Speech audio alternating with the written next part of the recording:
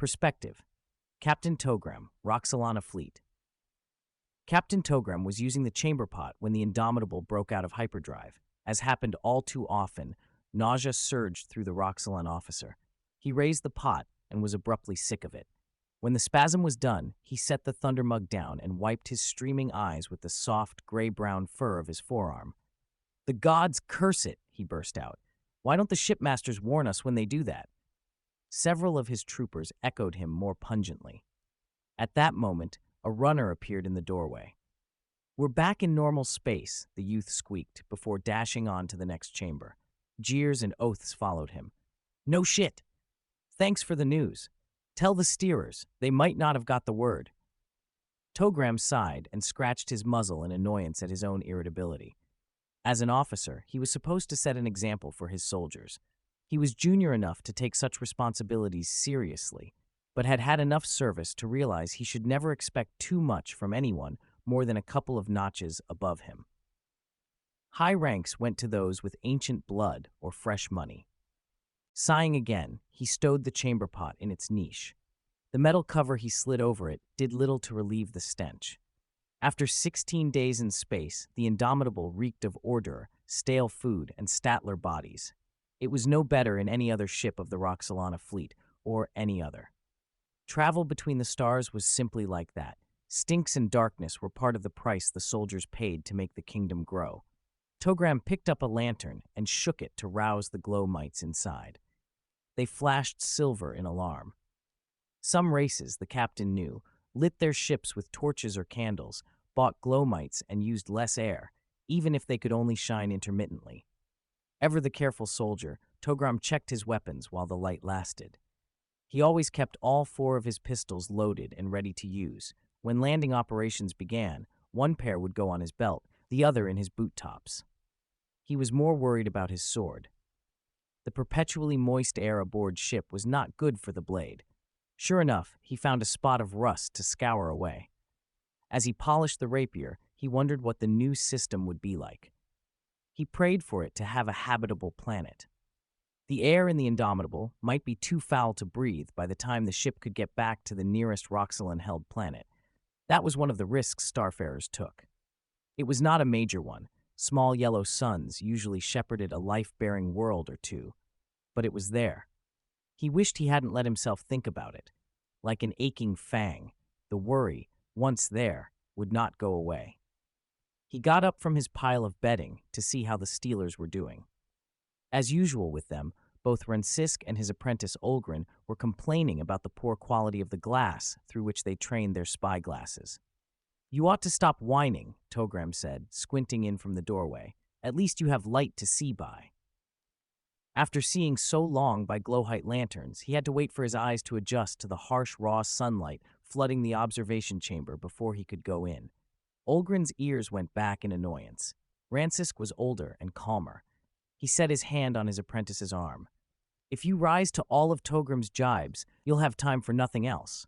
He's been a troublemaker since he came out of the egg. Isn't that right, Togram?" "Whatever you say."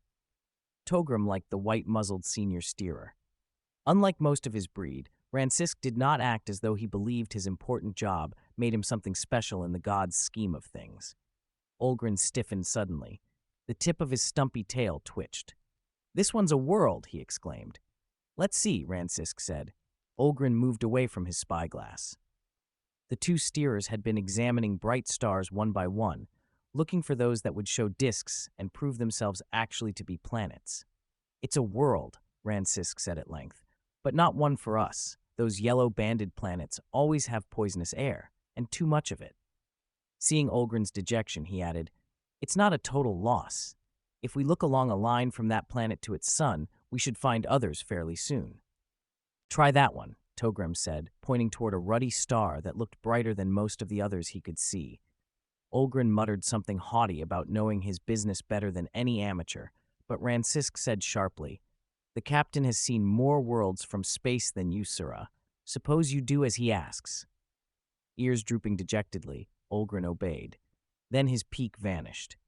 "A planet with green patches," he shouted. Rensisk had been aiming his spyglass at a different part of the sky, but that brought him hurrying over. He shoved his apprentice aside, fiddled with the spyglass's focus, peering long at the magnified image. Olgren was hopping from one foot to the other, his muddy brown fur puffed out with impatience to hear the verdict. Maybe, said the senior steerer, and Olgren's face lit, but it fell again as Ransisk continued. I don't see anything that looks like open water. If we find nothing better, I say we try it, but let's search a while longer. You've just made a Luof very happy, Togram said. Ransisk chuckled. The Roxolani brought the little creatures along to test new planet's air. If a Luof could breathe it in the airlock of a flyer, it would also be safe for the animal's masters. The steerers growled in irritation as several stars in a row stubbornly stayed mere points of light. Then Ransisk stiffened at his spyglass. Here it is, he said softly. This is what we want. Come here, Olgren. Oh my, yes, the apprentice said a moment later.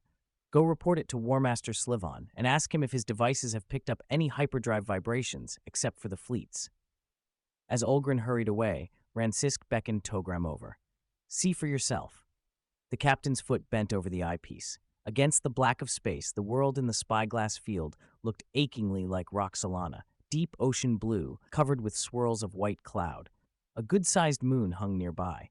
Both were in approximately half phase, being nearer their star than was the Indomitable. Did you spy any land? Togram asked.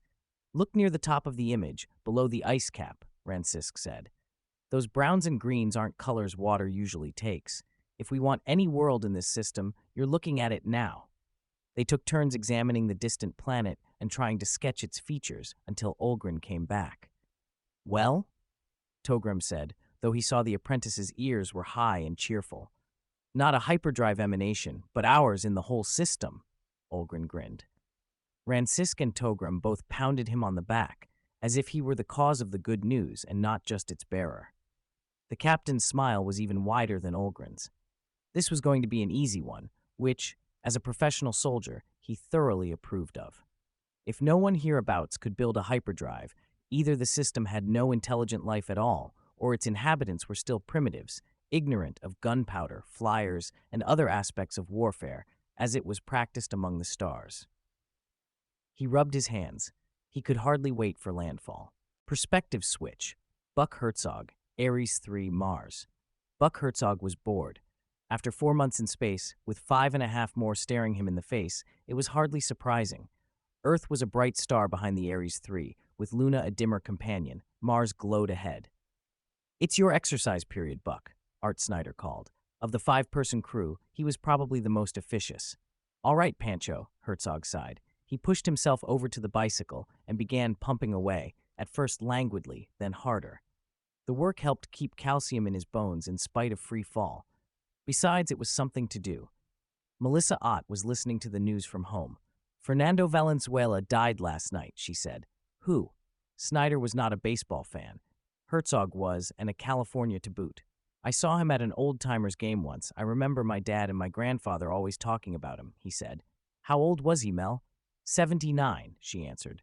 He always was too heavy, Herzog said sadly. Jesus Christ, Herzog blinked. No one on the Aries 3 had sounded that excited since liftoff from the American space station. Melissa was staring at the radar screen. Freddie, she yelled. Frederica Lindstrom, the ship's electronics expert, had just gotten out of the cramped shower space. She dove for the control board, still trailing a stream of water droplets.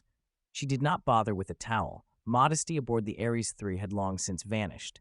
Melissa's shout even made Claude Jonard stick his head out of the little biology lab where he spent most of his time. What's wrong? He called from the hatchway. Radar's gone to hell, Melissa told him. What do you mean, gone to hell? Jonard demanded indignantly. He was one of those annoying people who thought quantitatively all the time and thought everyone else did too.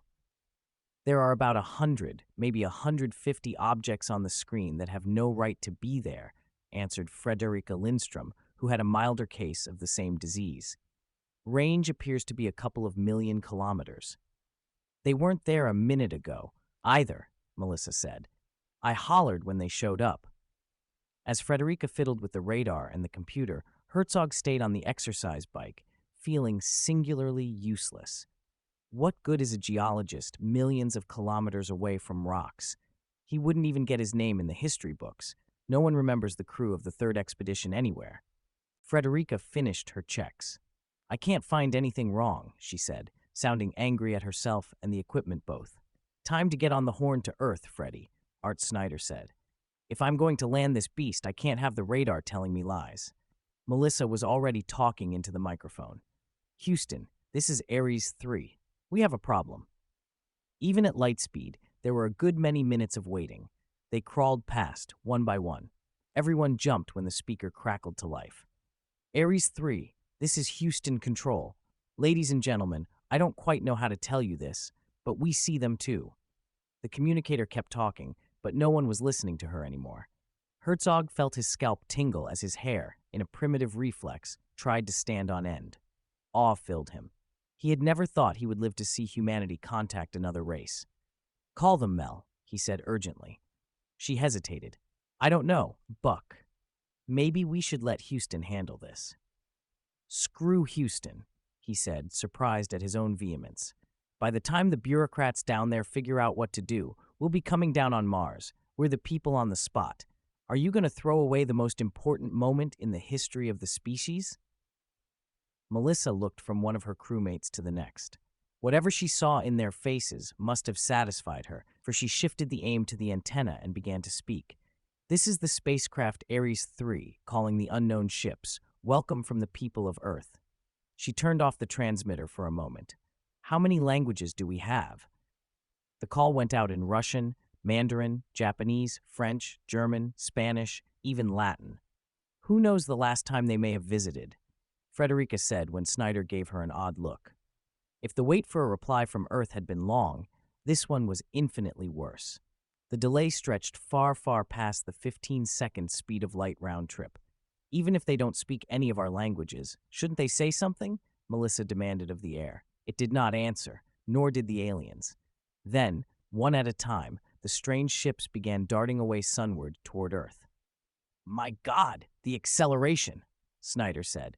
Those are no rockets. He suddenly looked sheepish. I don't suppose starships would have rockets, would they? The Aries 3 lay alone again in its part of space, pursuing its home in orbit inexorably toward Mars. Buck Herzog wanted to cry. This is the end of part 1 of The Road Not Taken by Harry Turtledove. If you want to see part 2, make sure to like and subscribe. I will be posting it on my channel shortly.